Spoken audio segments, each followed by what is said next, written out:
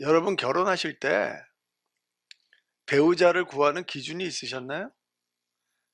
뭐 남자분들은 '나는 치마만 두르면 결혼하겠다.' 이렇게 하고 결혼하셨나요? 그리고 여자분들은 '그냥 남자면 나는 무조건 결혼하겠다.' 이렇게 생각하시고 결혼하셨나요? 아마 나름대로 기준이 있으셨을 거라고 생각해요. 뭐 우리 신데렐라에 대해서 너무나도 잘 아시기 때문에 설명을 하지 않겠어요. 근데 신데렐라가 어릴 때 어머니가 돌아가셨고요. 그리고 새언니 두 명이 들어왔는데 그 계모와 두 언니가 성격이 아주 안 좋았죠. 그래서 신데렐라가 고생하는데 왕자가 여는 연회에 가게 돼요.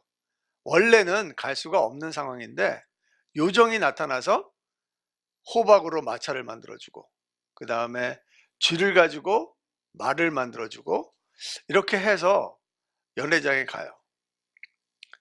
12시까지 왕자랑 춤을 추다가 이제 12시 전에 돌아와야지, 그렇지 않으면 모든 것들이 원래대로 돌아가니까 자기의 정체를 들키지 않기 위해서 막 계단을 뛰어내려오다가 유리구두 하나를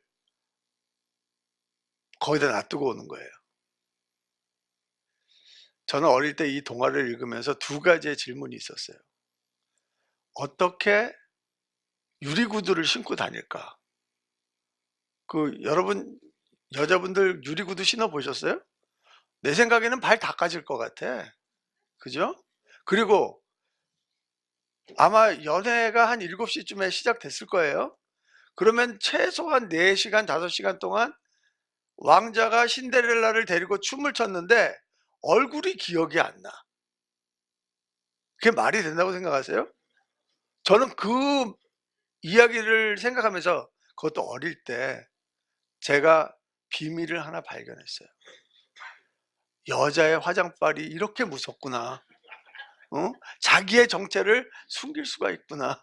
이런 생각을 했어요. 왕자가 신데렐라랑 결혼하면서 결혼의 조건이 하나 있었어요. 뭐였어요? 신발. 이 신발에 발이 딱 맞는 여자랑 난 결혼하겠다. 이게 조건이었어요. 제가 결혼할 때 조건이 있었겠어요? 없었겠어요? 당연히 있었죠. 저는 이쁜 여자, 몸매가 착한 여자, 돈 많이 버는 여자, 집안이 좋은 여자, 교육을 잘 받은 여자. 네. 이런 여자를 구했는데 없더라고요. 그런데 제가 이제 크리스천이 돼갖고 성경을 읽기 시작하는데 누가복음을 읽게 된 거예요. 그래서 거기서 선한 사마리아인에 대한 말씀을 읽게 됐어요. 여러분 이해를 하셔야 돼요. 제가 태어나갖고 성경이란 책을 처음 읽어보는 거예요. 근데 거기에서 예수님이 그러는 거예요. 누가 너의 진정한 이웃이냐? 그랬더니 이거 세 번째 사람 아니에요. 이렇게 대답하더라고요. 근데 거기까지는 뭐 괜찮아요. 근데 그 뒤에 반전이 있더라고요. 예수님이 너도 그렇게 해라. 근데 저는 그때 당시에는 그 말씀을 처음 대했는데 저한테 너무너무 신선하게 다가온 거예요. 그러면서 생각이 버뜩 나는 게, 야, 너는 잘생겼냐? 넌 돈 많냐? 너는 교육 잘 받았냐? 넌 집안 좋냐? 아니 너는 아무것도 없으면서 어떻게 그런 거를 다 있는 여자를 구하냐? 제 마음속에 그런 마음이 들어오는 거예요.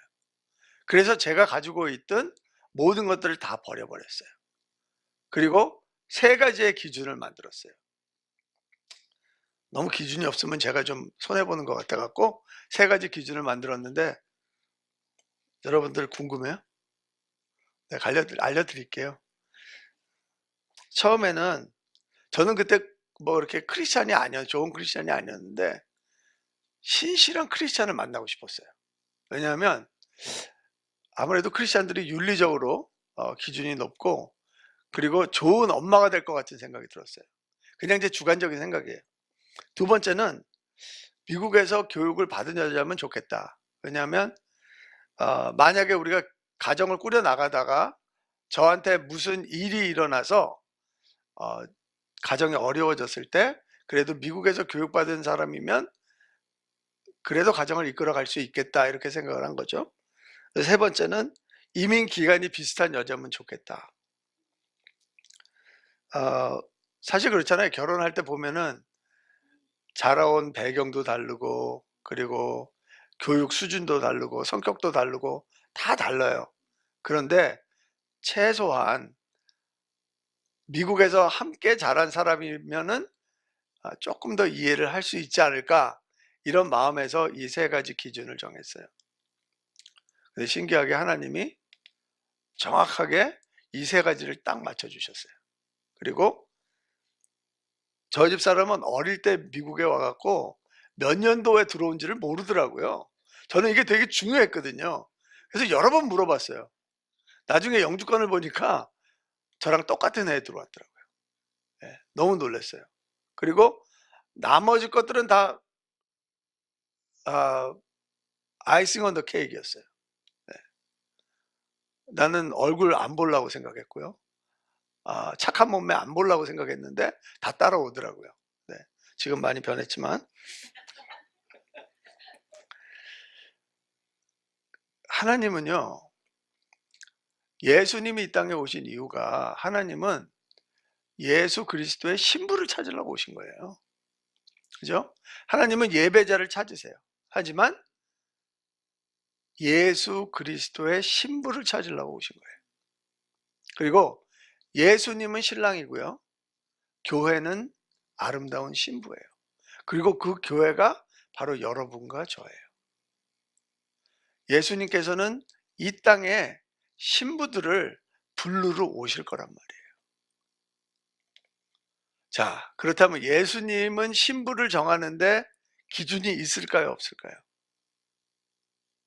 여러분들은 교회에서 계속해서 거짓말을 듣고 믿으셨어요.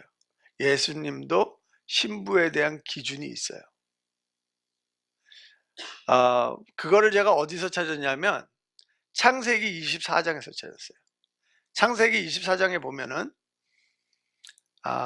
아브라함이 이삭의 신부를 구해주기 위해서 엘리에셀 자기 종한테 당신이 나의 고향으로 가서 내 친척 중에 며느리감을 하나 찾아서 오십시오 이렇게 부탁을 합니다. 근데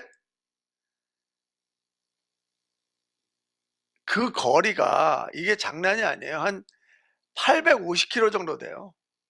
그리고 엘리에셀이 같이 가는 그 사람들도 있었겠지만 낙타만 10마리를 데리고 가는 거예요.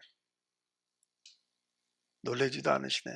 걸어서 낙타 10마리를 데리고 거의 1000km, 한 600마일이 되는 거리를 간다는 그 자체가 얼마나 어려운 일이겠어요.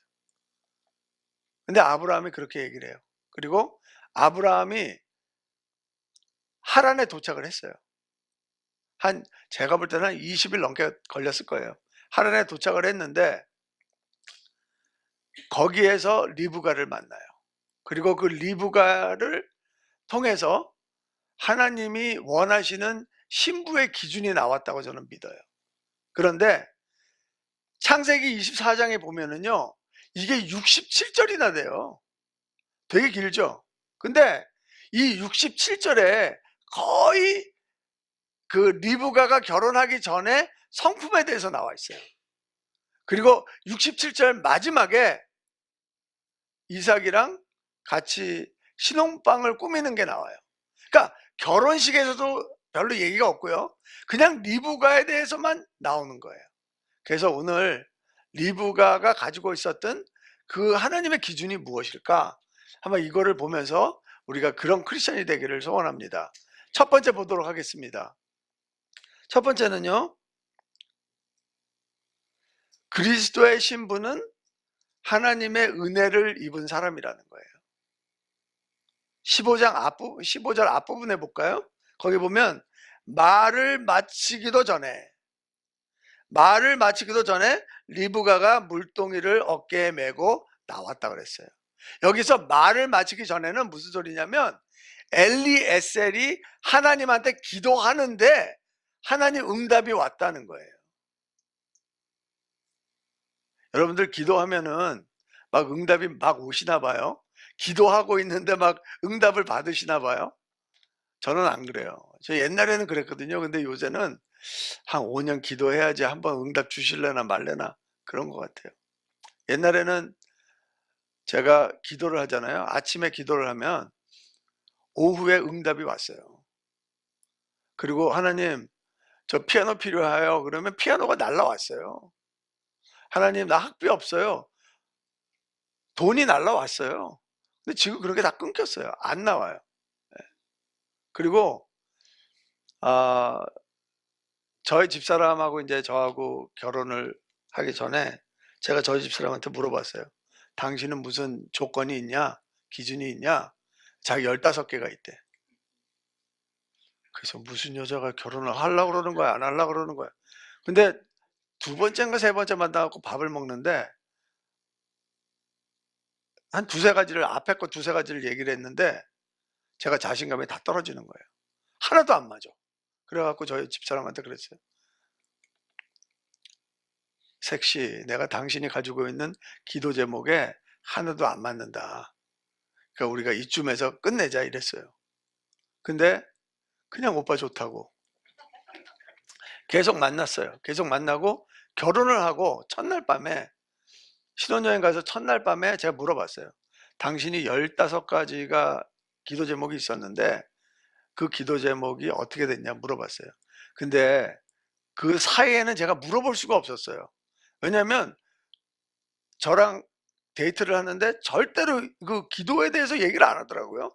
그래서 저는 어떻게 생각했냐면 '아 저 여자가 까먹었나 보다. 그리고 괜히 긁어서 부스럼 만들지 말고 그냥 놔두고 가만히 있자.' 그렇게 얘기를 했어요. 이제 결혼했잖아. 그럼 물어봐도 되잖아. 그래서 물어봤어요. 그랬더니 15개 중에서 15 개가 다 맞았대. 맨 처음에는 하나도 안 맞았어요. 제가 이런 사람이에요. 놀라지도 않으시네. 예. 하나님의 은총을 입었다는 게 무엇이냐? 하나님의 은총을 입었다는 것은요. 내 삶 속에서 하나님의 역사하심을 드러내는 게 하나님의 은총을 입은 사람 아니겠어요? 내가 절대로 할 수 없어. 그런데 하나님이 함께 하신다는 게 보여. 그래서 그 일이 성취가 되는 거예요. 여러분 삶이 그러시기를 바랍니다. 그리고 하나님은 하나님의 예수 그리스도의 신부를 구하실 때 그런 사람을 찾으신다는 거죠. 두 번째는 그리스도의 신부는 순결한 사람이라는 거예요. 16절 앞부분 보겠습니다. 그 소녀는 보기에 심히 아름답고 지금까지 남자가 가까이 하지 아니한 처녀더라. 여러분 순수한 거는요 아름다울 수밖에 없어요. 순수한데 아름답지 않은 거는 두부밖에 없어요. 왜 두부 앞에다 숫자를 붙여 갖고 더 순결한 두부라고 얘기를 하는데 순두부찌개 들어가면 다 똑같은 것 같아요. 그런데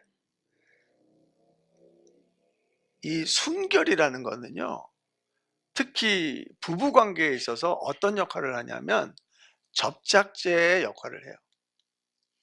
한 번 떨어진 부부는요 순결하잖아요. 절대로 떨어지지 않아요. 왜 그런지 말씀드릴게요. 여러분 테이프 잘 아시죠? 테이프를 맨 처음에 붙이면 어때요? 잘 붙죠? 네. 근데 그걸 한번 떼어내. 그리고 또 붙이려고 그래. 잘 붙어요? 안 붙어요? 잘 안 붙죠? 또 떼어내. 그리고 또 붙이려고 그래. 잘 안 붙죠? 왜 그래요?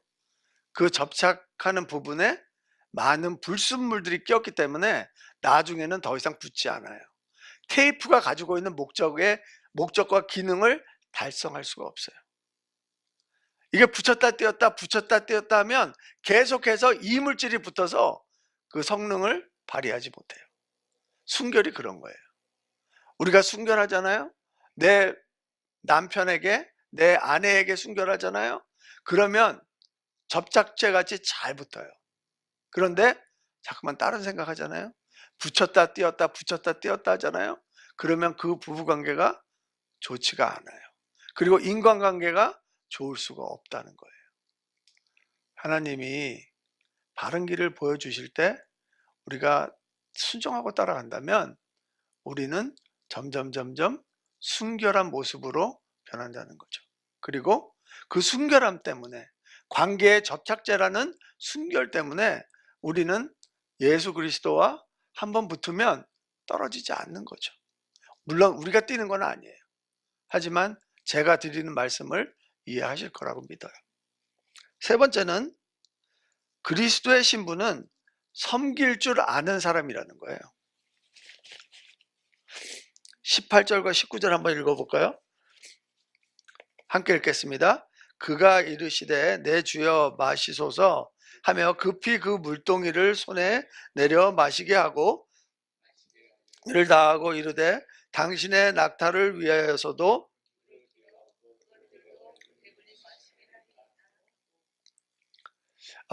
엘리에셀이 가지고 있었던 그 조건이 있었어요. 그게 뭐냐면, 여러분이 엘리에셀의 입장이 돼 보세요. 그래서 자기 주인한테 이런 부탁을 받은 거예요. 그러면은 어떤 여자를 구해야 돼요? 아브라함 마음에 들고 그 다음에 이삭하고 잘 어울리는 여자를 구해야 되잖아요. 근데 그거의 기준을 뭐로 잡았냐면 성김으로 잡았어요. 그래서 이 여자가 나한테 물을 줘서 마시게 하고 그리고 낙타까지도 물을 준다면 바로 이 여자다, 이렇게 생각을 한 거예요. 아까 낙타를 몇 마리 가지고 갔다 그랬죠? 데리고 갔다 그랬죠? 10마리. 네. 낙타는 오랫동안 물을 안 마셔요. 근데 한 번 마시면 엄청나게 마셔요. 거의 30갤런을 마신대요. 네. 그러면 제가 볼 때는 리브가가 5갤런짜리 물동이를 이고 왔다 갔다 할 수 있지 않았을 거라고 생각해요. 여러분 그 생수통 5갤런짜리 아시잖아요. 그 파란 거. 그거 얼마나 무거워요. 근데 그거를 가지고 옮겼다고 생각하자고요. 물론 항아리 무게도 있고 제가 뭐 테크니컬하게 안 들어가겠어요. 그렇지만 성경에 보면은요, 우물이 밑에 있었어요. 네. 내리막길이고 오르막길이 있었어요.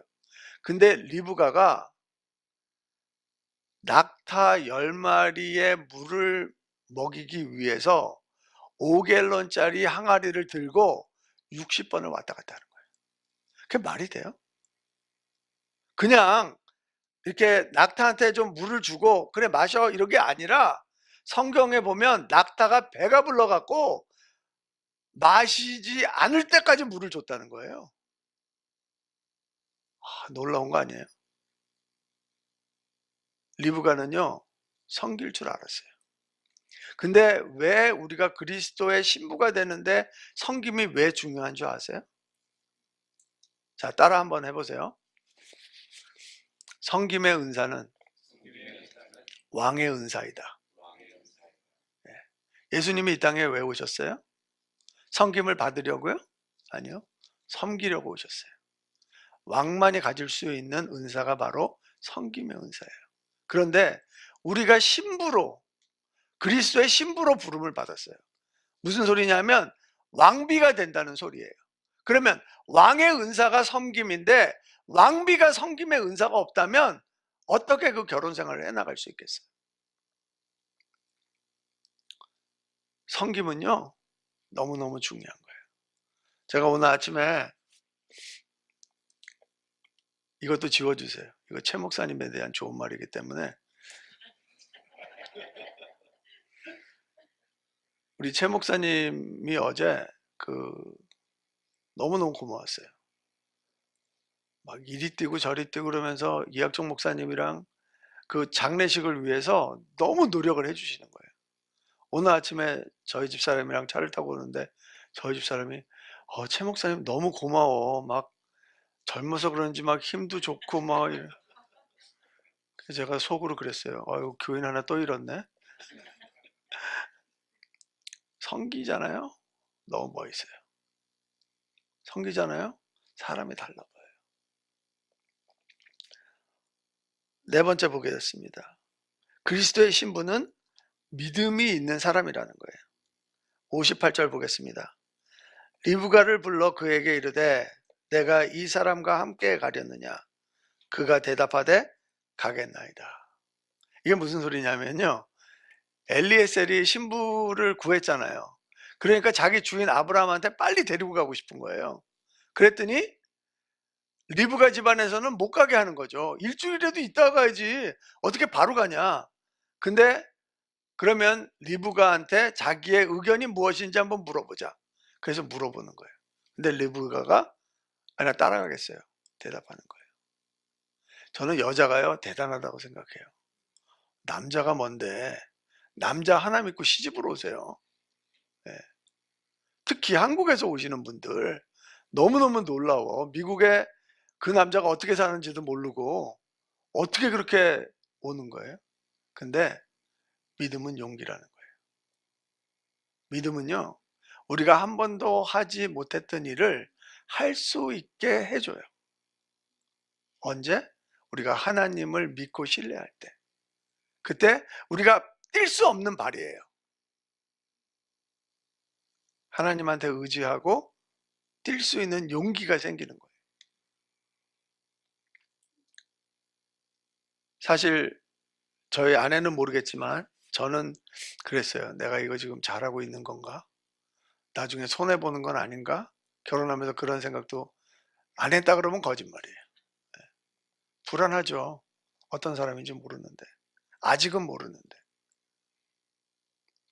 근데 제가 알고 있는 게 하나 있었어요. 저의 아내 마음속에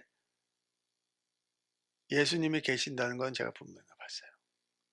예수님을 믿고 결혼을 했어요. 근데 지금 거의 30년이 돼 가는데 그 결혼이 절대 헛되지 않다고 생각해요. 물론 다 기뻤던 건 아니지만 하나님이 저희 가정을 붙잡아 주신 게 하나님을 믿었고 하나님을 따랐기 때문에 우리 가정이 어려움 속에서도 바르게 세워졌다고 저는 믿어요.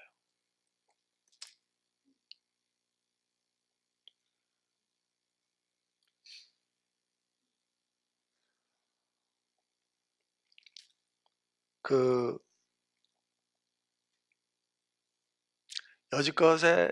여지껏 하나님이 만들어 놓으신 기준은 다 잊어버리시기 바래요. 하나님은 그런 기준 원치 않으세요. 예수님이 오늘 본문에서 보여주신 기준은 딱 하나예요. 뭔 소리냐?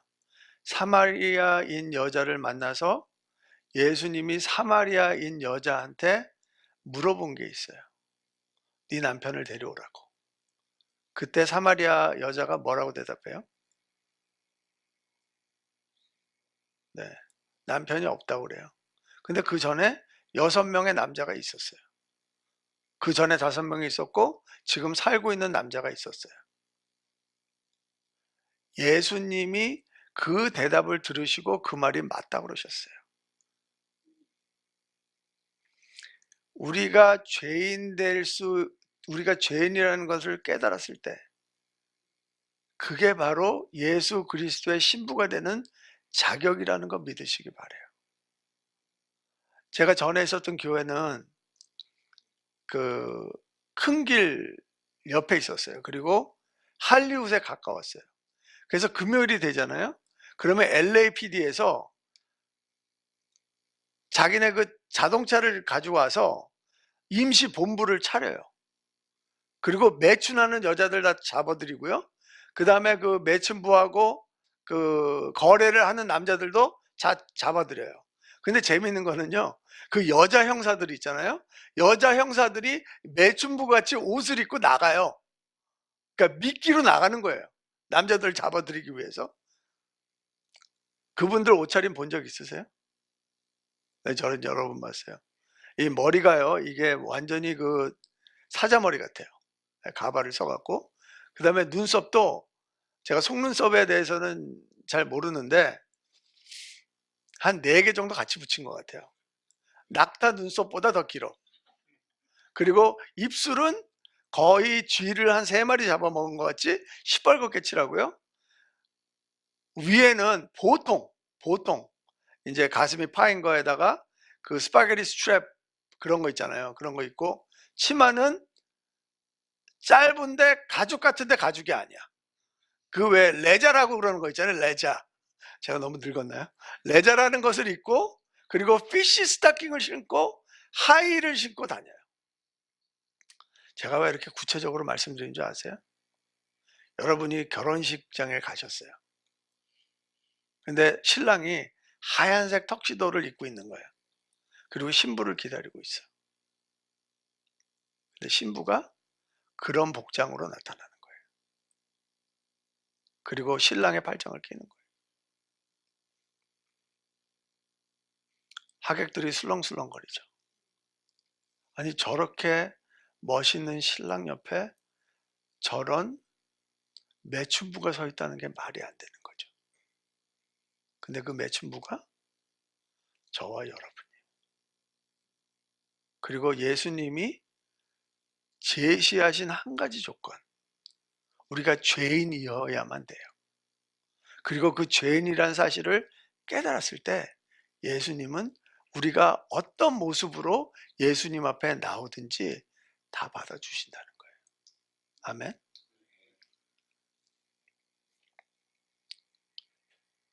예수님이 이런 말씀하세요.